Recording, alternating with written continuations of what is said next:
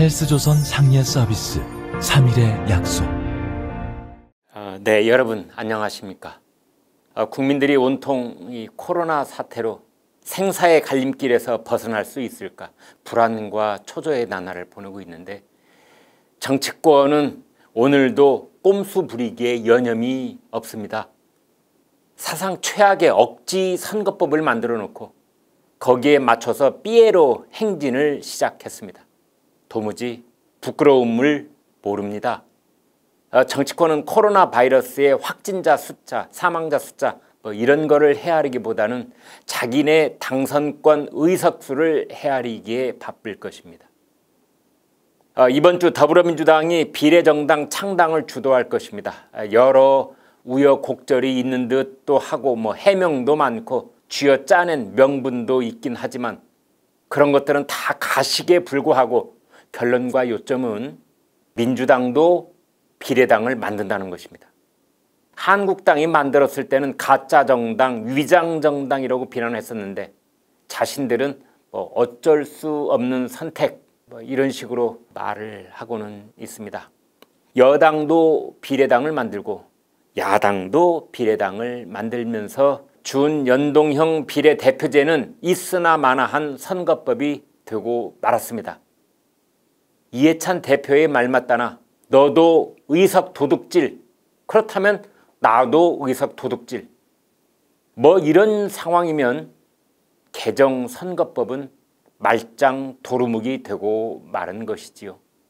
거대 양당이 의회를 둘로 나눠 차지하는 선거법 개정 이전 상황과 거의 비슷한 4월 총선 결과가 예상되고 있습니다.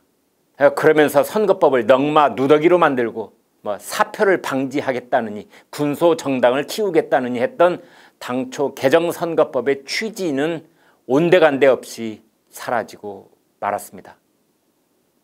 윤호중 민주당 사무총장은 수요일 18일에는 참여정당의 외연이 확정돼야 한다 이렇게 말했습니다.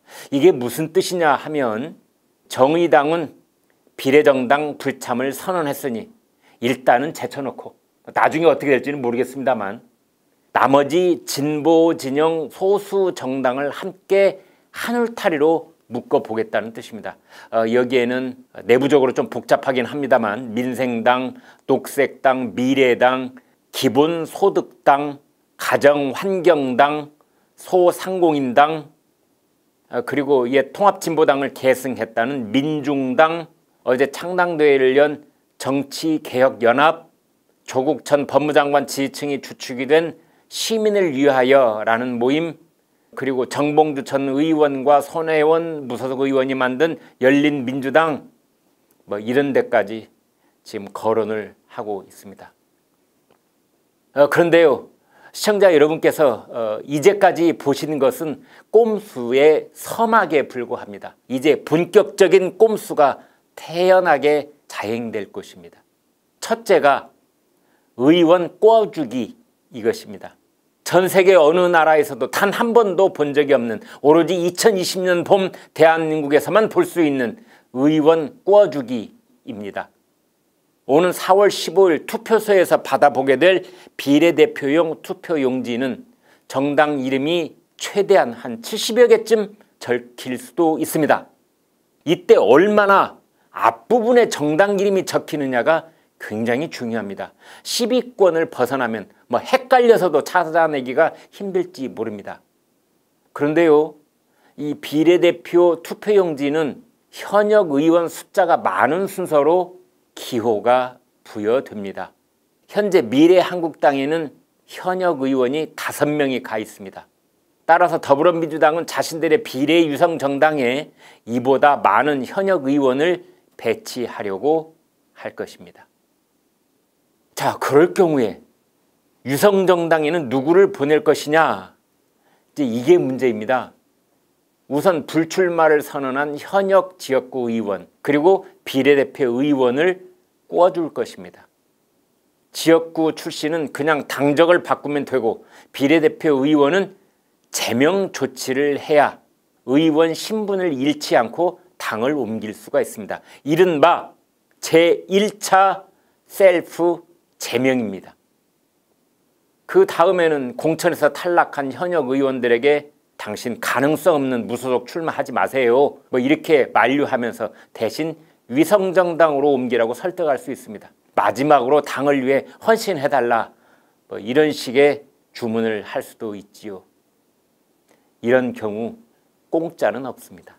선거 끝나고 굵직한 공공기관 기관장 자리 뭐 이런 반대 급부가 오갈 수 있습니다.